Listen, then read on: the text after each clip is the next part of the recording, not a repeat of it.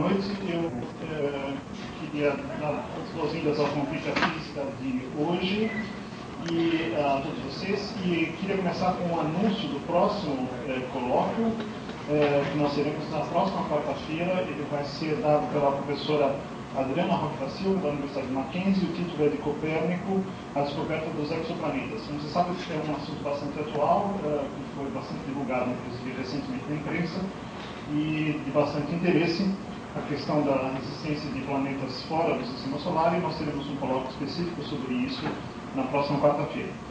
Pois bem, eu queria apresentar o palestrante de hoje, que é o professor Paulo Mussenweib, professor associado do Departamento de Física Experimental do Instituto. Eu vou fazer um breve resumo da carreira dele. Ele fez bacharelado na PUC do Rio de Janeiro, em 1988, mestrado, terminado em 1990, sobre a orientação do professor Davidovich, que eu creio que vocês talvez conheçam do nome, que vai inclusive apresentar um colóquio aqui no Convite à Física no segundo semestre.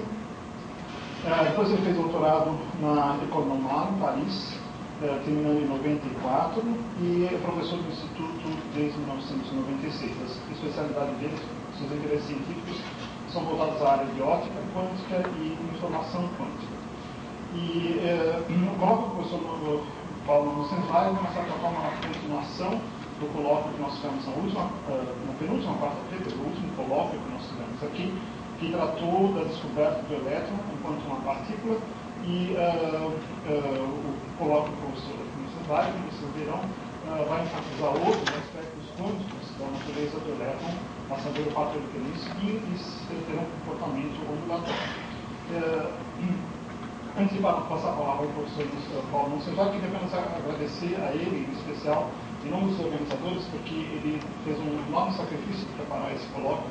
Originalmente, o nosso planejamento é que haveria uma outra pessoa para dar esse colóquio, que infelizmente, um pouco em cima da hora, não pôde fazê-lo, e o professor aceitou, então, o nosso convite generosamente de preparar meio às pressas esse colóquio. Nós somos muito gratos para isso, mas eu tenho certeza que a qualidade não vai ser nem um pouco diminuída por esse esforço. Mas, então, muito obrigado mais uma vez. Queria passar a palavra, então. Bom, em relação a esse último ponto, nós veremos se a qualidade não vai ser diminuída ou não. Eu agradeço a introdução do João e realmente não estava previsto falar sobre esse assunto. Quando vieram falar comigo, imediatamente me veio à cabeça que os organizadores provavelmente achavam que a linha inicial no meio queria dizer a ser anunciado.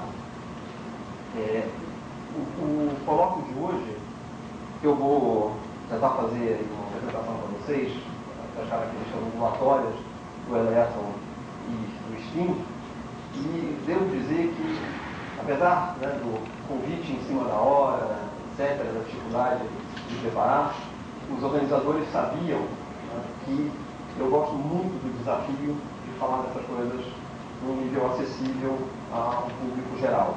Então, eu espero poder mostrar para vocês um pouquinho dessa física, que é uma física muito bonita, descoberta no começo do século passado.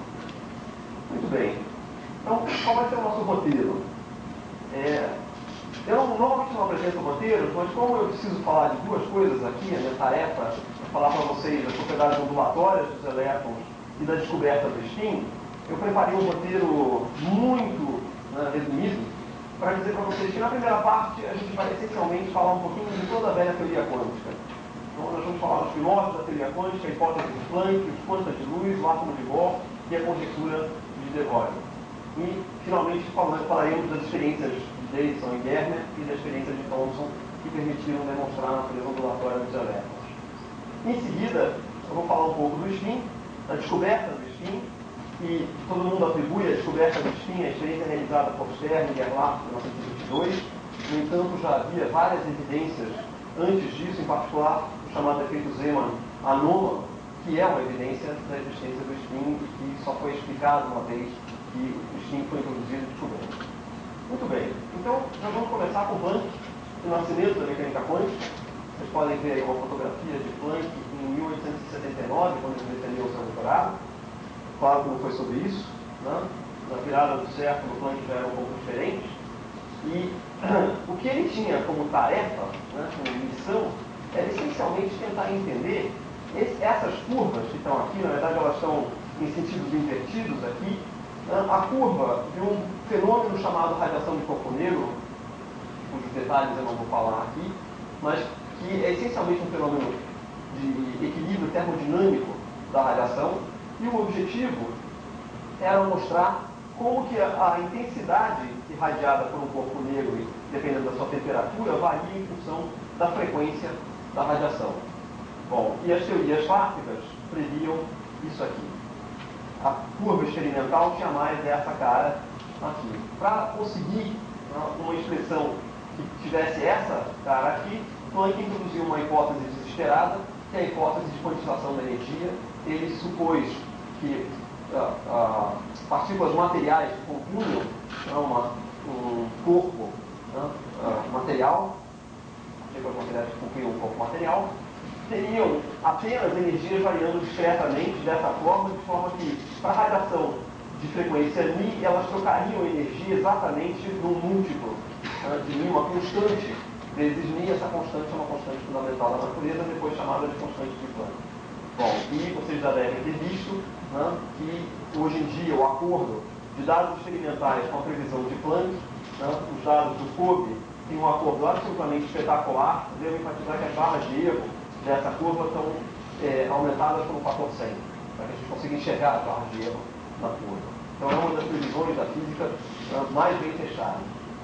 Bom, vocês ouviram na semana passada que Thomson descobriu, JJ Thomson, descobriu uma nova partícula, o elétron.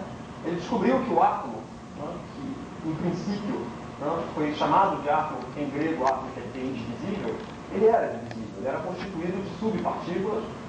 Uma dessas subpartículas era o elétron, uma partícula de carga negativa, de forma que ele imaginou que o átomo teria esse aspecto, aqui uma nuvem de carga positiva, na qual haveria pequenos caroços dos elétrons com suas cargas negativas, distribuídos num fundo de carga positiva. Okay? Bom, isso não durou tanto tempo. Rutherford descobriu que não era assim, que a carga positiva ela é muito concentrada no átomo.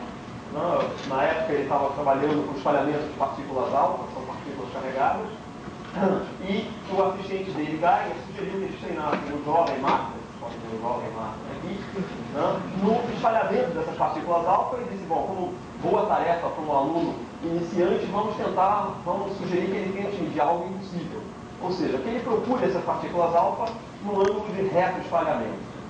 Isso, obviamente, era um absurdo, ninguém esperava isso. No entanto, com esse tipo de montagem, eles tinham as partículas alfa incidindo numa lâmina de ouro, e o detetor deles aqui, eles encontraram algumas partículas reto espalhadas. Essas partículas reto espalhadas faziam com que o modelo de Thomson para o átomo não fosse um modelo viável. A gente pode ver isso aqui. Se o modelo de Thomson fosse viável, o espalhamento previsto para essas partículas alfa era muito pequeno. Caso a carga positiva fosse toda concentrada numa região de proporções muito pequenas, esse espalhamento poderia ser muito maior, inclusive com reto espalhamento. Eu não vou entrar nos detalhes das experiências de Rutherford, mas o fato é que isso obrigou a se mudar o modelo do átomo, passar para um modelo planetário, o átomo em que um próton, ou seja, no átomo de hidrogênio, um núcleo é constituído de um próton, uma carga positiva, e o elétron estaria em órbita em torno desse núcleo. Esse é o modelo de Rutherford. E a gente já vê outras concepções artísticas desse modelo para átomos de vários elétrons. Esse modelo tem um problema. Esse problema foi percebido muito rapidamente. O problema é que o elétron é uma partícula carregada, e a gente sabe da eletrodinâmica clássica que partículas carregadas, quando aceleradas, emitem radiação. Portanto, a expectativa era que, se o elétron tivesse uma determinada trajetória, ele fosse espiralar até colapsar no núcleo devido à perda de energia por emissão de radiação. Então, esse modelo não funcionava. Bom, em 1913, veio o Niels Bohr, que é uma fotografia dele com a mãe dele, em 1902, ele veio ganhar o prêmio Nobel em 1922 pela teoria do átomo. Bohr propôs um modelo completamente ad hoc, completamente chutado, sem o menor sentido aparente, né, em que o átomo teria apenas algumas órbitas estáveis, né, que seriam órbitas circulares em torno do núcleo, e essas órbitas, você poderia passar de uma órbita para outra, usando a ideia de Planck, você passa de uma órbita para outra emitindo radiação com energia H cortado, H vezes a frequência correspondente, né, ou seja, a energia dessa transição, a diferença de energia, daria origem à radiação emitida, cuja frequência é a energia dividida por H. Bom, e idem, né, para passar de uma órbita de menor energia para uma de maior energia, você precisa absorver radiação. É claro que a ideia, aqui ele não usou no tratamento dele a ideia de fóton, embora a hipótese de quanta de luz já existisse desde 1905. Bom, isso permitiu a Bohr explicar uma série de coisas, como essas coisas coloridas que vocês estão vendo aqui, que são obtidas através de um espectrômetro. A gente chama isso, porque vocês podem ver o aspecto, né, são linhas espectrais, certo? Se a gente olha a emissão de luz por um átomo, por exemplo, o átomo de hidrogênio, aqui a gente vê apenas, né, luz em alguns comprimentos de onda muito específicos, certo? Esses comprimentos de onda estão de acordo com a estrutura interna do átomo. Então aqui, por exemplo, hidrogênio, hélio, mercúrio, urânio e o que se observa vindo do Sol, em que no caso do Sol aparecem algumas linhas escuras aqui no espectro. Essas linhas escuras representam a absorção da luz por elementos que estão no caminho da luz, né, vindo do Sol até aqui, o que permite ter uma noção, né, da composição do Sol. Muito bem, então com o modelo dele, né, e eu já vou falar sobre isso aqui, ele conseguiu explicar a série de estados do hidrogênio e, em particular, essas linhas de transição que correspondem a transições entre diferentes estados.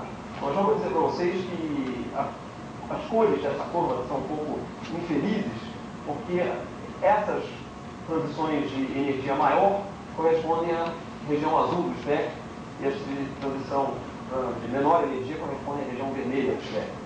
Então, nesse caso, se vocês forem daltônicos, vocês vão perceber a diferença. Bom, o modelo de Bohr tinha uma característica importante, que é o que ele conseguiu apresentar como uma razão fundamental para esse modelo, que é isso aqui. Essa grandeza L, que é o que se chama momento angular, corresponde ao movimento do elétron em torno do núcleo. Essa grandeza só poderia assumir determinados valores bem determinados. Okay? Só poderia assumir alguns poucos valores, que seriam novamente um múltiplo inteiro, né, da constante de Planck dividida por 2π. Tá bom? Então esse é o modelo de Bohr. Bom, antes da gente passar adiante, porque até aqui, né, a hipótese que foi apresentada é essencialmente a hipótese de quantização da energia, né, e a hipótese da existência dessas órbitas estacionárias. Bom, para a gente ir adiante, a gente precisa entender o que são ondas. Okay? Então, para isso, vou falar um pouquinho sobre o que são ondas. Eu estou prevendo, eu não sei quantos alunos aqui na plateia são ingressantes.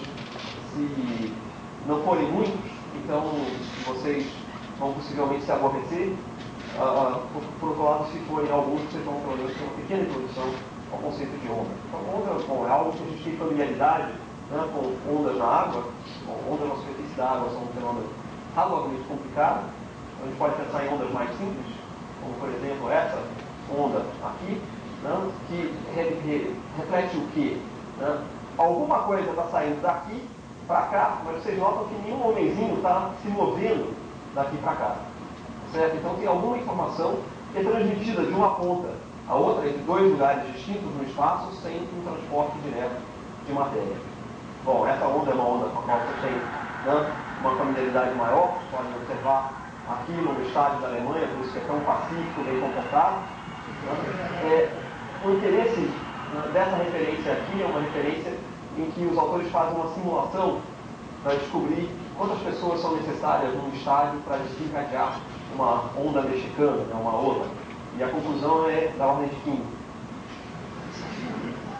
Tão interessante que foi publicado na Nature em 2002. Bom, esse é um tipo de onda simples.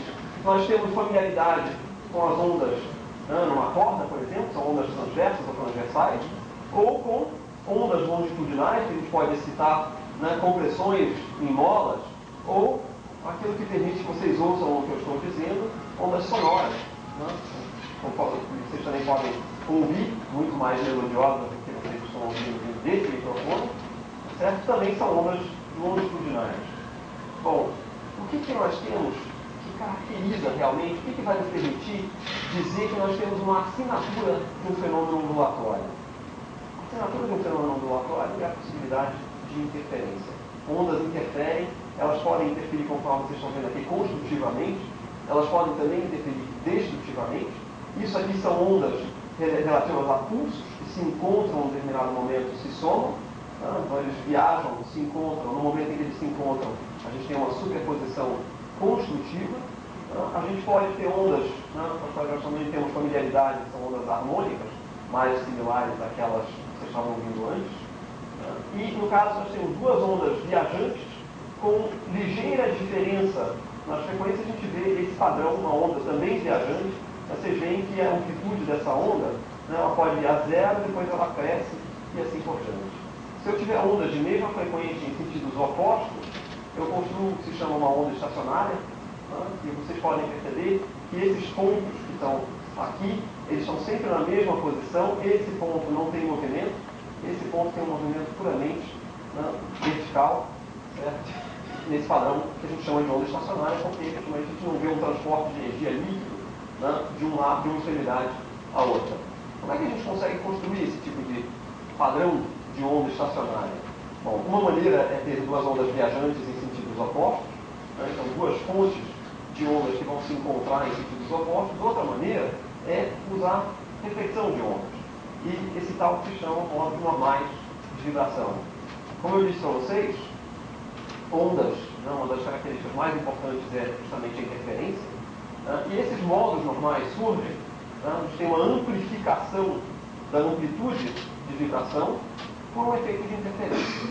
Okay? Se vocês notarem aqui, é um exemplo, por exemplo, de uma corda presa em duas extremidades, e o que a gente vê é que a gente tem um modo normal no momento em que o comprimento da corda equivale a meio comprimento da onda. Se vocês olharem, a onda se repete depois de um certo tempo. Isso caracteriza o comprimento da onda. Então ela aqui sobe, depois ela desce e ela vai seguir a mesma coisa depois.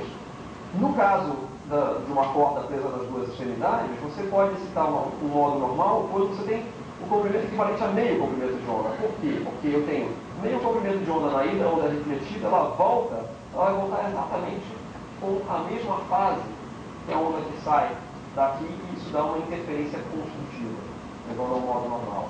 Se vocês conseguirem, está um pouco difícil de observar, isso aqui são fotografias de modos normais excitados numa corda.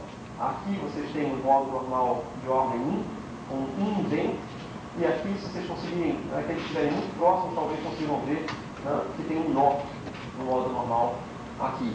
Bom, modos normais não acontecem somente em cordas, eles acontecem também em outros sistemas, como, por exemplo, num tubo com gás. Eu vou apresentar um exemplo de um tubo com gás para vocês aqui, e a excitação de modos normais nesse tubo com gás.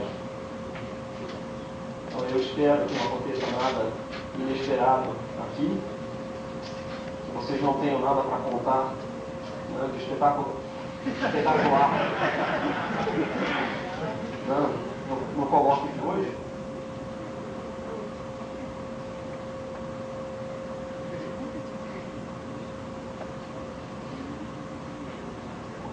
Bom, aparentemente estamos sem gás.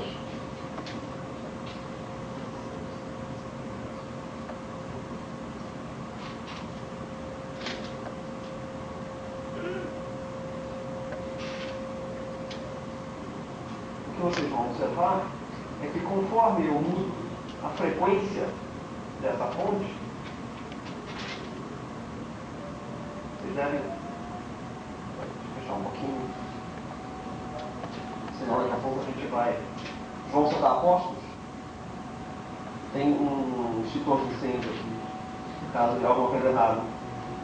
Conforme eu vou mudando, vocês podem observar que aparecem modulações nessas chamas piloto que correspondem justamente aos modos normais.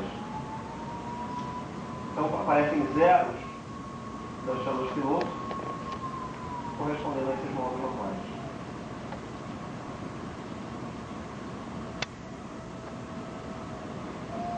Para ficar mais dramático. Ok? Bom, essa ideia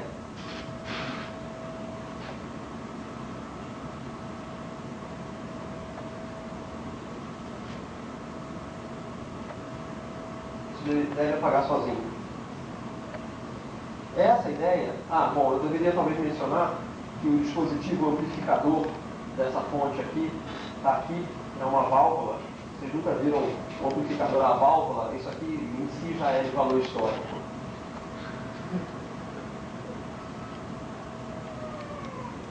Muito bem.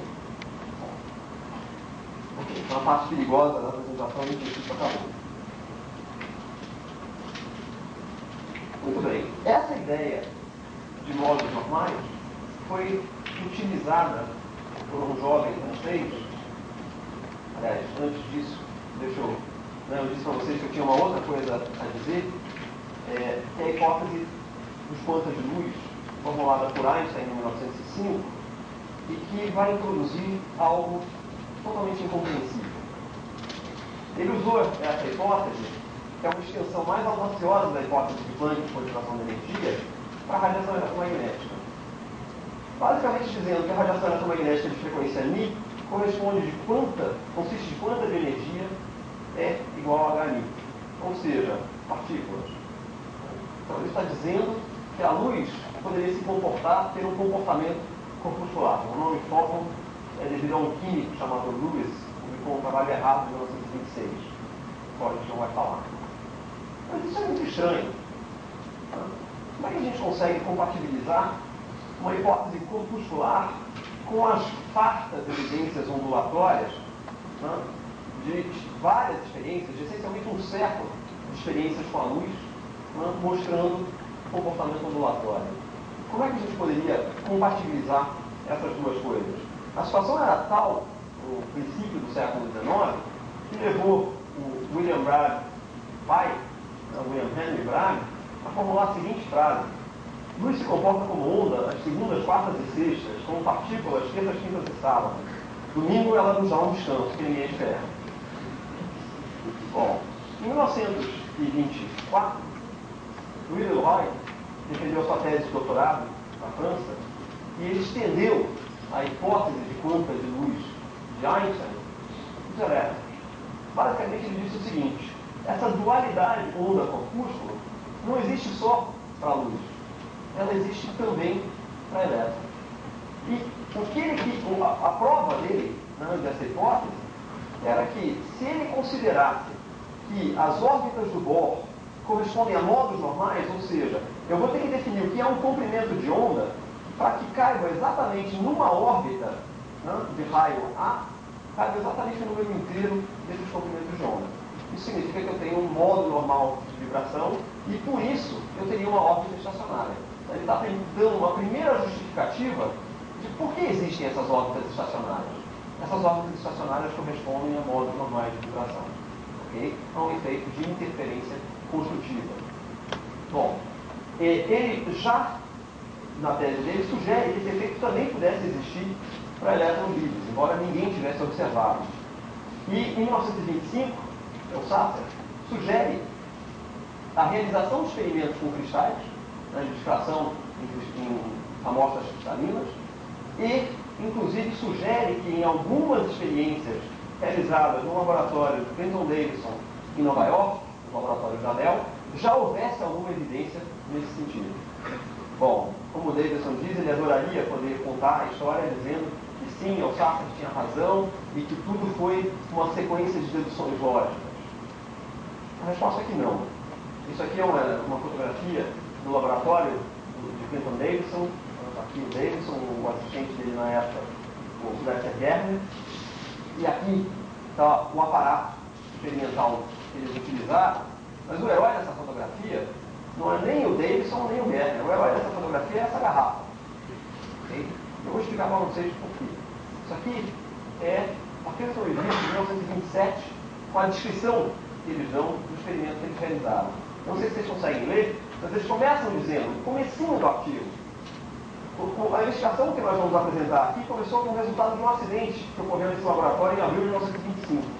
Nesse momento, estávamos continuando uma investigação que primeiro relatamos em 1921, da distribuição em ângulo de elétrons espalhados por um alvo de níquel ordinário policristalino. No curso do trabalho, uma garrafa de ar líquido explodiu, no momento em que o alvo estava em alta temperatura. Ela quebrou o vidro e, portanto, quebrou o vácuo. E o alvo foi fortemente oxidado pelo ar que entrou. Para corrigir esse problema, eles quiseram retomar as experiências e, portanto, para conseguir, eles eliminaram o óxido do alvo com vaporização, mas tendo que esquentar em temperaturas altíssimas, tanto em hidrogênio como em vácuo. Quando eles retomaram finalmente os experimentos, a distribuição em ângulo que eles observaram era completamente diferente. Então aqui é uma ideia do aparato deles, um canhão de elétrons, o alvo de níquel aqui, e o detetor aqui. Eles podiam variar esse ângulo. Aqui eles podiam variar também, podiam rodar a amostra segundo esse plano, e eles podiam rodar também segundo esse plano. Okay? Então o que eles faziam, eles conheciam, em princípio, a estrutura cristalina, eles procuravam máximos de difração, e eles obtinham essas curvas aqui. Essas curvas são para elétrons de um feixe de 75 volts, antes do acidente. Essas curvas aqui são para o mesmo alvo, do mesmo feixe, depois do acidente. Bom, é óbvio que tem alguma coisa muito diferente aqui. A grande diferença aqui é que antes do acidente o alvo era essencialmente de níquel formado de pequenos cristais orientados de forma mais ou menos aleatória. Depois do acidente, por causa do processo de recozimento, o cristal, essencialmente o material, recristalizou. Recristalizou um número muito pequeno de macrocristais, de forma que a orientação de diferentes planos cristalinos era essencialmente, ela não tinha uma grande variação. Bom, eles observaram isso, também reportaram de uma outra forma, olhando esses máximos de difração, e para dar uma ideia a vocês do que são essas experiências, eu tenho aqui uma rede de difração ótica. É uma maneira de saber, eles estão observando difração com um sistema cristalino, então eu tenho uma rede ótica aqui do laboratório didático de física. Essa é uma rede com 300 linhas por milímetro, e se eu simplesmente iluminar essa rede com o meu laser, vocês estão vendo o meu laser aqui, se eu iluminar essa rede com o meu laser, vocês vão ver que aparecem várias ordens de difração. Okay? Todos esses máximos que aparecem são efeitos de interferência, certo? São efeitos da difração. O que eles estão olhando nessas curvas aqui é essencialmente um desses máximos, a ordem 1 de difração, e eles vão seguindo essa ordem conforme eles mudam a orientação do alvo, que muda esses ângulos do plano cristalino. Não vou entrar no detalhe disso. Bom, tem uma coisa importante que eu vou tentar fazer aqui, se eu tiver coordenação motora suficiente. Eu posso fazer a experiência tanto com laser verde, como eu posso fazer a experiência com um laser vermelho. E o que eu gostaria que vocês reparassem, não sei se conseguiram notar, é que existe uma diferença do espaçamento. Se eu conseguir projetar as duas coisas simultaneamente, o que não é muito fácil, mas eu consigo fazer isso daqui, talvez fique um pouquinho mais cômodo. O espaçamento, não precisa desligar tudo, não sei se vocês conseguem ver, o espaçamento não é o mesmo, ok? Entre os pontos vermelhos e os pontos verdes. Bom, isso significa que uma rede de difração, como são efeitos de interferência, depende do comprimento de onda, e uma rede de difração, pode ser muito cuidado, uma rede de difração permite separar diferentes comprimentos de onda.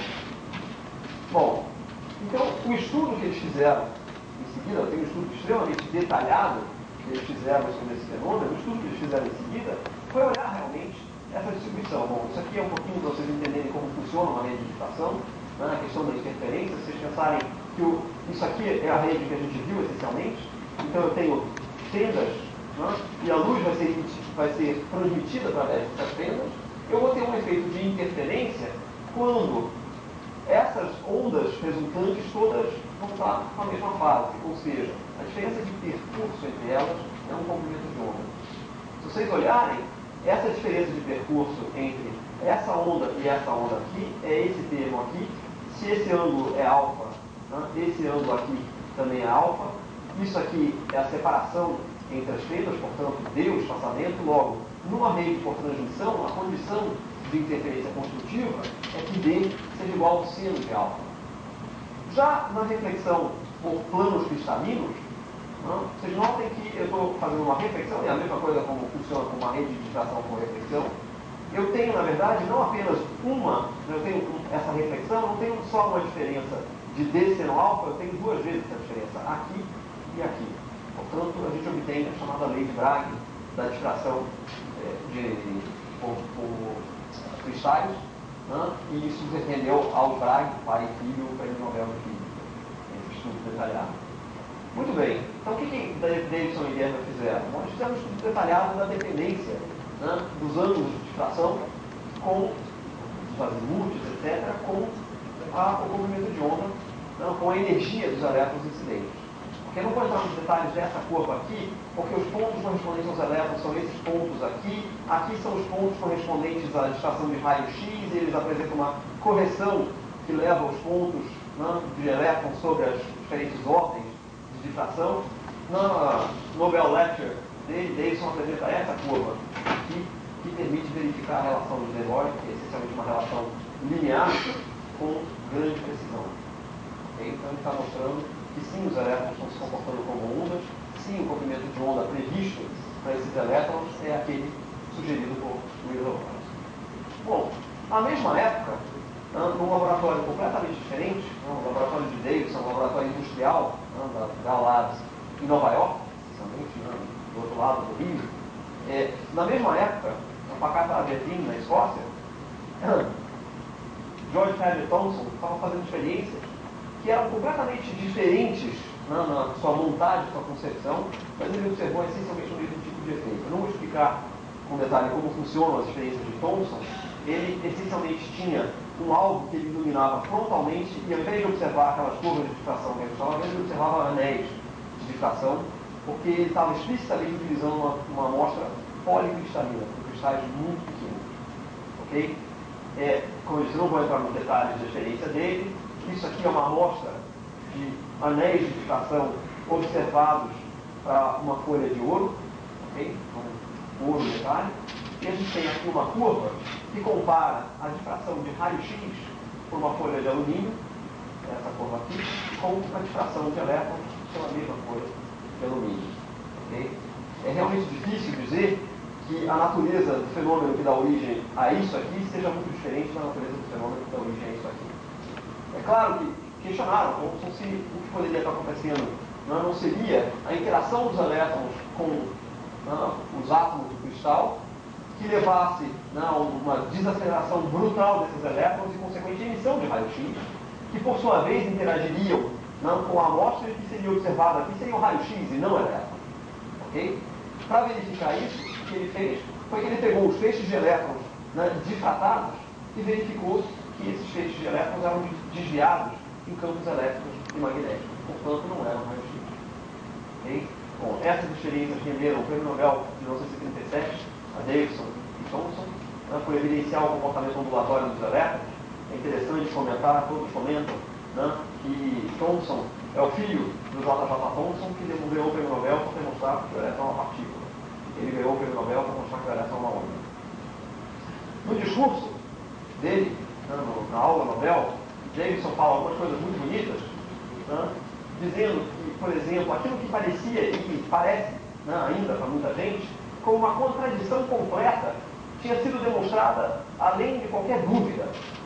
Luz era ao mesmo tempo um feixe de partículas e uma propagação de ondas, pois luz persistia irracionalmente a exibir fenômenos de interferência. Não se decidia, agora é partícula mesmo. Bom, dificuldades, como se diz, nunca vêm sozinhas, e as dificuldades dos físicos no começo do século passado, efetivamente mostravam que esse ditado era completamente verdadeiro. Não apenas a luz, a criança perfeita da física, tinha sido tornada um gnomo com duas cabeças, mas havia problemas também com os elétrons. quando ele fala aqui a demonstração, além de qualquer dúvida, ele estava se referindo às experiências de ponta. Bom, no espaço livre, os elétrons se comportavam com um decoro admirável, né? Observando sem protestar todas as regras de etiqueta no manual de Lore. Mas, né, na privacidade do átomo, né, eles tinham comportamentos estranhos e não naturais, oscilavam em maneiras que nenhum sistema mecânico consideraria apropriado. Então, o que deveria se dizer de partículas que eram ignorantes, né, mesmo dos rudimentos básicos da dinâmica? Né? Quem poderia pedir desculpas por tal perversidade e racionalizar os dados da espectroscopia? Como nós vimos, foi Bohr que fez isso, e De Broglie pegou isso para dizer que a explicação do modelo de Bohr era uma natureza ondulatória desses elétrons. Bom, Thomson, por sua vez, né, comenta que as ideias, né, e o avanço da ciência dificilmente tem um único pai. Normalmente, né, é o produto de uma série de mentes, cada uma modificando as ideias dos anteriores e dando material para aqueles que vêm depois. E que a história do elétron, né, não é diferente disso. Alguns poderiam pensar que Thomson, né, teria agido como um adolescente contrariado, né, querendo mostrar que o pai dele estava errado, e por isso que ele foi demonstrar que o elétron era uma onda e não uma partícula, como o pai dele tinha dito. Essa análise, obviamente, não resiste ao resto do discurso Nobel dele, em que ele fala que, no começo do século XX, né, se vários, né, mediram as propriedades do elétron e se, dos muitos nomes associados, ele menciona o nome de J.J. Thomson, ele espera que perdoem, né, um orgulho natural. Muito bem. Isso aqui eu vou reproduzir um pouquinho para vocês, é o que vocês encontram na introdução do livro de Lectures do Feynman, né, a respeito da mecânica quântica. Né, um experimento que você fizesse com partículas clássicas, você esperaria que, né, se eu tivesse uma metralhadora de balas de borracha inofensíveis, né, e um anteparo com duas fendas, com um detetor, esse detetor não vai registrar nunca uma fração dessas partículas. Se eu fizer uma estatística com cada uma das fendas fechada, a primeira fenda 2 fechada e a fenda 1 aberta e vice-versa, e eu contar quantas partículas eu meço em cada posição, depois de um certo tempo, eu vou observar curvas que tem essa cara P1 e P2. Se eu abrir as duas fendas, eu vou observar uma curva que tem essa cara aqui, que é simplesmente a soma das outras duas. Okay? Cada partícula segue por uma única fenda e não é afetada pelo estado da outra fenda. Bom, se eu fizer essa mesma experiência com ondas, né, eu vou observar o quê? Se a fenda 1 tiver só uma fenda aberta, eu vou observar algo que tem a cara de 1, é muito similar. 2 só e 2, mas se as duas estiverem abertas, eu vou observar algo que tem essa cara. Aqui a intensidade das franjas varia de modo contínuo, né, e a gente observa esse padrão de interferência que vocês podem observar aqui, né, um padrão desse tipo. Vocês podem ver todas esses pontos brilhantes e escuros no centro são o resultado da interferência de uma fenda dupla. Muito bem. E com elétrons? Experimento com elétrons. Na época em que Feynman escreveu essas notas, no começo dos anos 60, ele não sabia que esse experimento tinha sido efetivamente realizado. Okay? Mas ele só foi realizado em 1961, em Tübingen, na Alemanha. Bom, se a fenda 1 está aberta, a gente tem exatamente o mesmo comportamento das partículas, o detetor não registra frações de elétrons, é clique, clique, certo? A gente observa isso aqui ou isso aqui. Quando a gente abre as duas, a gente observa um padrão de interferência. Essa experiência em enquetes no site do Physics World, etc., foi considerada a mais bela experiência da física por muitos que nem sabiam que essa experiência efetivamente tinha sido realizada. Né? Uma experiência conceitual que é tão bonita, não precisava nem fazer. Certo? Tão bonita, não era nem necessário fazer. Bom, ela foi realizada e eu vou mostrar para vocês uma experiência que foi feita, não foi a primeira, né? Ela foi feita no laboratório da Hitachi, no Japão, Tonomura et al., está publicado no American Journal of Physics em 1989. E a ideia é a seguinte: você tem, no fundo, é um microscópio eletrônico. E o que você tem na fonte, no meio, um condutor, okay? É o que se chama um biprisma, de forma que os elétrons passam por esse lado ou por esse lado e em seguida eles são detectados. Bom, eu vou pedir 1 minuto de paciência de vocês para assistirem o que acontece. Agora, se quiser apagar a luz, pode.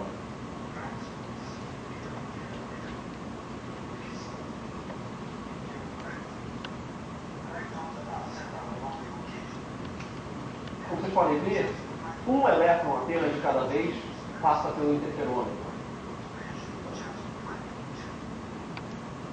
Bom, ele vai adquirindo dados, certo?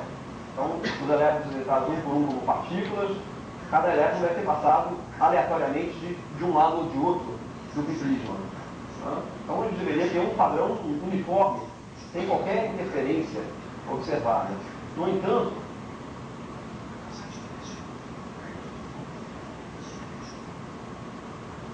não. Vocês podem observar, começa a aparecer algo que parece com franjas de interferência.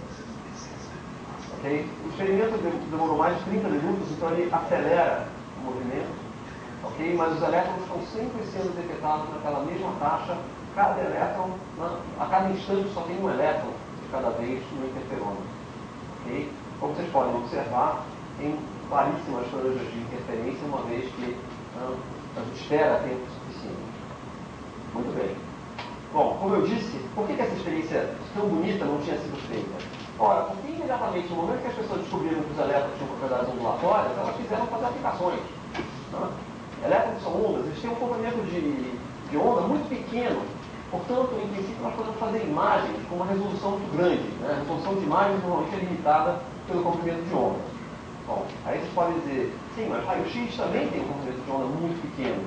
Então, o que eu ganho com elétrons? A diferença é que raios-x são extremamente penetrantes. Eles essencialmente atravessam os materiais, o que significa que a gente não pode fazer estudo de superfície usando raios-x, porque eles atravessam o material. Já os elétrons são muito menos penetrantes, de forma que é possível fazer estudos de superfície. Então, isso aqui é a ideia de um microscópio eletrônico, e você vai fazer um padrão de distração, fazer uma imagem, etc. Isso aqui é um paralelo entre um microscópio eletrônico e um microscópio óptico. As lentes, no caso, vão ser eletrostáticas, ok? E é claro que tudo isso é uma simplificação, isso é a cara de um microscópio eletrônico mesmo. E vocês podem ver aqui uma imagem tirada com um microscópio eletrônico, essa imagem de um semicondutor de grande gasto de energia, ok? E o interessante dessa imagem é que, só para comentar, é a importância da aplicação como para fazer imagem das propriedades eletrônicas, das propriedades ondulatórias dos elétrons, mas também o fato de que a gente só entende semicondutores e constrói semicondutores porque justamente a gente leva em consideração o caráter ondulatório dos elétrons. Certo? A mecânica quântica é fundamental para entender semicondutores e criar todos os dispositivos que a gente aproveita hoje em dia. Muito bem. Será que a gente entendeu tudo? Claro que não, vocês sabem que tem uma segunda parte. Não, nós não entendemos tudo. O efeito Zeeman. Isso foi descoberto no século XIX ainda. E o que está por trás do efeito Zeeman é relativamente simples. Aquelas linhas espectrais que ninguém entendia, notem, isso é pré-modelo de Bohr, aquelas linhas espectrais que ninguém entendia, apareciam quando se investigava os átomos. Se vocês colocassem os átomos na presença de um campo magnético, havia um desdobramento, apareciam estruturas. Então, o efeito Zeeman típico é isso aqui, uma linha espectral na ausência de campo magnético. Na presença de campo magnético, a gente agora tem um tripleto. Okay? Então, o Zeeman foi para o laboratório, observou isso, e Lorentz explicou isso. Isso aqui é um vitral na Universidade de Leiden, onde eles trabalhavam, ilustrando o Zeeman no laboratório, e o Lorentz fazendo os cálculos para explicar o efeito Zeeman. Bom, e vocês podem ver aqui, sem campo magnético, eu tenho uma transição desse nível. E esse, na presença de campo magnético, agora eu tenho 3 transições possíveis. Ok? Muito bem compreendido aqui, pelo menos muito bem descrito. E efetivamente bem descrito pela teoria de Lorentz. Qual que é o problema? Só um detalhe.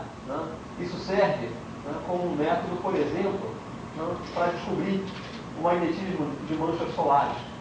Okay? Podem olhar as linhas espectrais na mesma hora em que observam uma mancha solar, e como vocês podem ver aqui, tem um tripleto nessa linha. Esse tripleto é devido ao campo magnético intenso na mancha solar. E é um tripleto, efeito Zeeman normal. Pois é. Não, efeito Zeeman tinha anomalias. Isso aqui é uma fotografia do Zeeman no laboratório, uma visita do Einstein com o Eric. E não se entendia. Olha só, uma linha, um tripleto. Aí você pega um átomo tão simples quanto o sódio, um átomo alcalino, e você observa o que acontece na presença de um campo magnético. Vejam só, para uma determinada linha, 4 linhas. Para outra, na verdade, aqui são 6. Dá para contar facilmente 5, a quinta, a sexta está aqui. Que diabos é isso? Ninguém entendia isso. A situação era tão dramática que Pauli fez esse relato.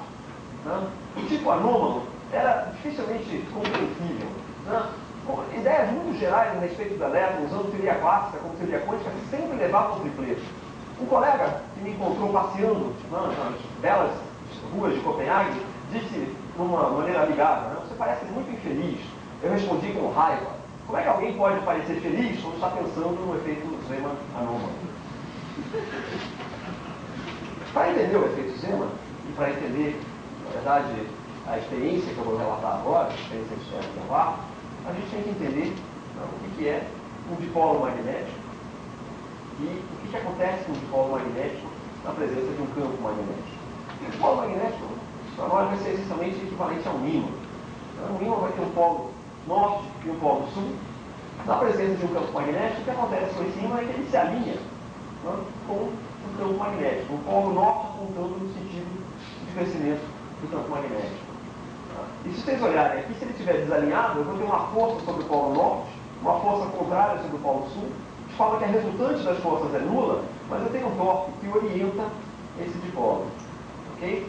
Bom, isso dá uma energia de interação, que é dessa forma, menos esse momento de dipolo, produto escalar com o campo magnético, e a ideia é simplesmente que isso é módulo de um, módulo de outro, cosseno do ângulo entre eles, de forma que isso tem um valor mínimo quando os dois estão orientados, tem um valor máximo quando eles estão antiparalelos. Ok? Bom, acho que todos vocês já brincaram com uma bússola na presença de um ímã e viram que se vocês moverem a bússola, a orientação, ou o ímã, a orientação da bússola vai se movendo. Se vocês quiserem ter um ataquezinho sobre isso, mas enfim, quem nunca brincou com isso está na hora. Bom, ok. Notem, se o campo varia espacialmente, agora a gente tem uma energia de interação, uma energia potencial que vai variar espacialmente. Se a energia varia espacialmente, isso significa que a gente agora vai ter uma resultante de forças diferente de zero. Então a gente pode mudar realmente o movimento por um campo que varia espacialmente. Foi essa a experiência realizada por Stern, Otto Stern e Walter Gerlach em 1922. Não foi somente essa experiência que rendeu o Prêmio Nobel de Física em 1943 a Stern, foi o próprio método, chamado método de feixes moleculares. E aqui está a experiência. Então, já vou fazer uma ressalva aqui, por encomenda, aqui está a experiência. Uma composição de ímãs com formas diferentes, de maneira a criar um campo não homogêneo. E o importante é que o campo seja não homogêneo ao longo da direção vertical. Okay? A ressalva que eu vou fazer é que no desenho, evidentemente, esse ímã continua para cima, certo? Porque ninguém conseguiu até hoje separar um polo norte de um polo sul. Então, evidentemente, esse ímã continua para cima e lá em cima, em algum lugar, está o polo sul dele. Assim como esse aqui continua para baixo, lá embaixo, em algum lugar, está o polo norte. Okay? Feita a ressalva sob encomenda, a gente tem um campo não homogêneo aqui. E o que esse campo não homogêneo vai fazer? É que ele vai fazer uma força sobre átomos de prata que são enviados através do aparato. Se os átomos tiverem um momento de dipolo magnético, ou seja, se eles funcionarem como pequenos ímãs, dependendo da orientação do momento de dipolo com o campo, eles vão sofrer uma força para cima ou para baixo. Claro que, se eles forem dipolos clássicos, o que eu espero é observar uma mancha no aparato. Não sei se vocês conseguem enxergar uma mancha azul clara. Aqui eu espero observar uma mancha no aparato, correspondendo essencialmente a todas as possibilidades de orientação entre paralelo e antiparalelo. Bom, a previsão da teoria quântica, na época a previsão de Bohr, era que eles observariam só duas manchas, uma em cima e uma embaixo. Okay? Bom, isso aqui é uma placa na entrada do laboratório em Frankfurt, onde eles estão celebrando Stern e Gerlach pela experiência que foi realizada lá. Muito bem. Então, de novo aqui o aparato deles, e talvez nesse momento eu possa mostrar para vocês uma pequena simulação que é feita. Aqui. Então isso é uma simulação novamente, ímãs que só tem um polo norte e um polo sul. Isso é de um colega da Universidade Federal do Rio Grande do Sul. E a ideia é a seguinte: você vai enviar átomos através do aparato, e eles vão eventualmente cair num ou no outro detetor. Você pode fazer estatística, para ver quantos caem aqui, quantos caem aqui, ok? Você pode mudar se isso é um estado puro, se é uma mistura, enfim, dá para aprender alguma coisa sobre o comportamento de spins isso aqui. Bom, eu vou parar isso, porque senão a gente não vai poder continuar e voltar para cá. Muito bem. Então, o que eles fizeram? Eles mandaram os átomos através do aparato e eles viram, sabe o quê? Nada. Eles não viram nada. E é assim que Stern descreve o que aconteceu. Depois de quebrar o vácuo, o Gerlach tirou a flange com o detetor. Não dá para ver nada, nem um traço dos átomos de prata no anteparo. Nada. Ele me deu o detetor. Com o Gerlach olhando sobre o meu ombro, enquanto a gente estava olhando para a placa, a gente começou a ver um traço do feixe que estava aparecendo. Finalmente percebeu o que estava acontecendo. Na época, o Stern era o equivalente de um professor assistente, e o salário dele era muito baixo. Então, ele não podia comprar charutos de boa qualidade, ele fumava charutos de má qualidade. Vocês podem observar nessa fotografia, na verdade aqui precisaria talvez apagar a luz, que na mão, enquanto ele está trabalhando no laboratório, ele está segurando um charuto desses de baixa qualidade. Como ele diz, esses charutos tinham muito enxofre, de forma que, quando ele respirou sobre a placa, a prata virou alguma coisa, sulfeto, deve ser sulfeto de prata, que é preto. Então deu para ver facilmente. Era como revelar um filme fotográfico. Bom, depois disso, no Physics Today, em 2002, 2003, tem essa história toda contada, e dois físicos repetiram a experiência e eles deram várias baforadas num charuto de má qualidade, arriscaram a saúde em prol da ciência e respiraram nas placas e nada. No entanto, quando eles aproximaram diretamente a fumaça do charuto na placa, aí eles viram aparecer.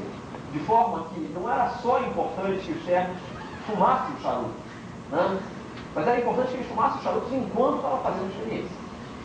Okay? Então isso mostra a importância crucial, certo? A campanha anti-tabagista, certo? Para o bem da física. Muito bem, isso é o que eles observaram. Sem campo magnético eles observavam isso aqui. Com o campo magnético eles observavam essa separação aqui, ou seja, esses dois resultados possíveis e nada no meio. Okay? Isso aqui é de um cartão postal que o Gerlach enviou em 8 de fevereiro de 1922 para o Bohr, e a tradução é: aqui está a prova experimental que eles chamaram de quantização espacial, quantização de direção. Damos os parabéns pela confirmação da sua teoria. Teoria de Bohr. A teoria de Bohr previa que o estado fundamental teria um momento anular 1. Por alguma razão misteriosa, ele só podia estar paralelo ou antiparalelo, ele não poderia estar normal ao campo. Ok? Bom, tanto Stern quanto Gerlach não faziam a menor ideia de que eles estavam descobrindo um outro grau de liberdade, um grau de liberdade intrínseco do espírito. Stern, inclusive, é interessante dizer que isso aqui para Stern era mais ou menos confessar uma derrota. Em 1913, quando saiu a teoria de Bohr, ele, junto com von Laue, declararam o seguinte: se essa bobagem toda do Bohr se mostrar verdadeira, nós vamos desistir da física. Certo? Bom, eles pensaram melhor, tanto um quanto o outro ganharam o prêmio Nobel de Física depois. Então, se vocês pensarem em desistir, lembrem que pode ter um prêmio Nobel no final da linha. A repercussão do resultado deles foi grande. Einstein, por exemplo, disse que era o ponto mais interessante é esse experimento de Stern e Gerlach, mas ainda tinha muita dúvida sobre o que poderia ser, dizendo que o alinhamento dos átomos sem colisões deveria levar mais de 100 anos, mas que o resultado experimental aparentemente era correto. O próprio Bohr perguntou: eu gostaria que vocês me dissessem se vocês interpretam os resultados experimentais como os átomos estão orientados somente paralelo ao oposto, mas não perpendicular ao campo, como pode ser demonstrado por razões teóricas que ele acreditava e que estavam erradas. Pauli disse: isso deveria converter inclusive um infiel Stern. E Rabi, só mencionando, Rabi em 1923, achava que ainda conseguiria, né, uma maneira de descobrir um meio mecânico para ajustar os dados atômicos, etc. As esperanças dele morreram quando ele leu sobre a experiência de Stern-Gerlach. Realmente, não tinha jeito de manter a mecânica clássica, era preciso, né, considerar que os fenômenos quânticos realmente exigiam uma visão completamente diferente. Bom, tem várias aplicações, né, de spins e de ressonâncias envolvendo spins. Eu não mencionei para vocês, mas bom, seria importante dizer que em 1925, né, Uhlenbeck e Gaudium propuseram uma teoria em que eles diziam haver um novo grau de liberdade para o elétron. Isso foi posteriormente confirmado. Em 1927, as pessoas conseguiram reinterpretar as experiências de Stern e Gerlach, mostraram que efetivamente o que estava sendo descoberto não era uma confirmação da teoria de Bohr, estava errada. A mecânica quântica ondulatória, que surgiu em 1926, mostra que o momento angular do estado fundamental do átomo é zero. Portanto, a teoria de Bohr não poderia dar conta do resultado. Isso é um novo momento de dipolo, momento angular, intrínseco do elétron. Se vocês me perguntarem o que a gente quer dizer com intrínseco, fundamental, isso quer dizer que a gente não tem nenhuma maneira de explicar isso em termos de outra coisa. Então, quando a gente não tem uma maneira de explicar em termos de outra coisa, a gente usa essas palavras bonitas, né? Intrínseco, fundamental. Bom, mas tem que ser, certo? Não adianta escrever nas provas, né, quando não sabe explicar alguma coisa que é intrínseco ou fundamental. Não é isso. Teve muitas aplicações, né, dessas ideias de spin. Então, uma delas, que vocês estão vendo aqui, é a ressonância magnética nuclear, que foi inicialmente desenvolvida por Rabi, que desenvolveu em 1944. E que depois foi levada, né, para fazer imagens não invasivas, né, de tecido biológico, etc. Muito bem. Outra aplicação possível, né, da qual fala muito atualmente, a possibilidade de fazer computação quântica usando ressonância magnética nuclear, usando esse grau de liberdade novo que nós descobrimos, enfim, certo? E está em curso, talvez, uma nova revolução quântica, uma revolução na maneira de tratar a informação. Bom, ok.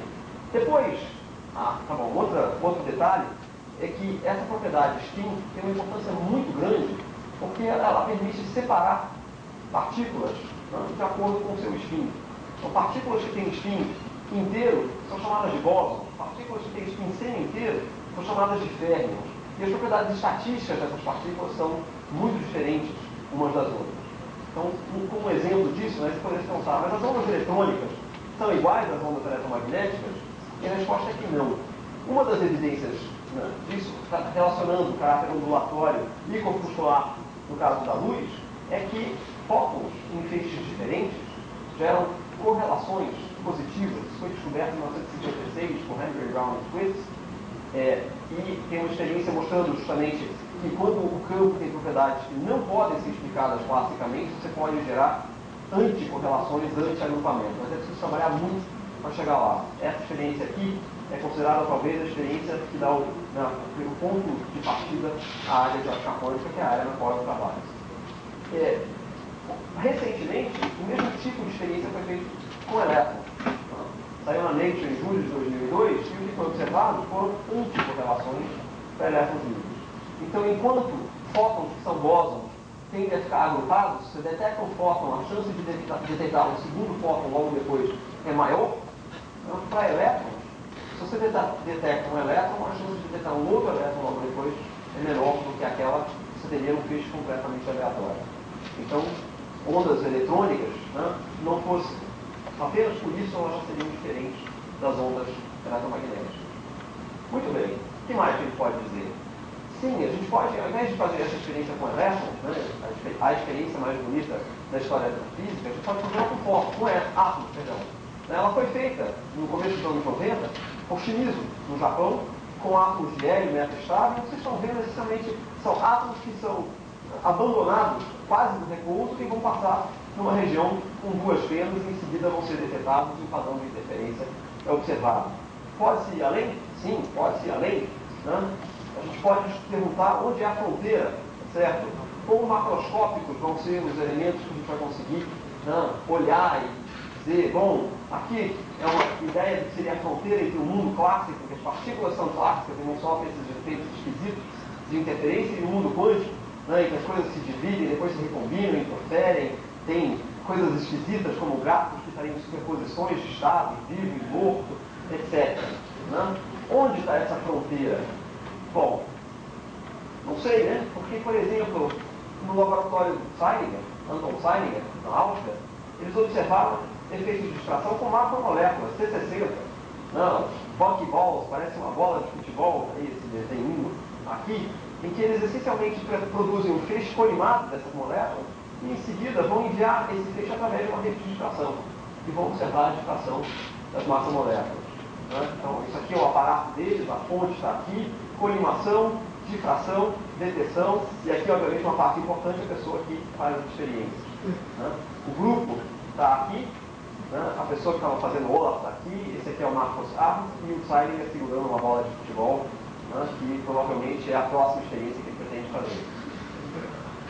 Muito bem, qual é o sinal experimental? Aqui o sinal experimental, sem rede de difração, vocês veem um feixe colimado, essencialmente. Com a rede de difração, tem claramente um padrão de interferência sendo observado, né, com essas macromoléculas. Isso motivou uma frase, né, do Anton Zeilinger, relativa àquele slide anterior, né, que a fronteira entre fenômenos clássicos e quânticos é só uma questão de dinheiro.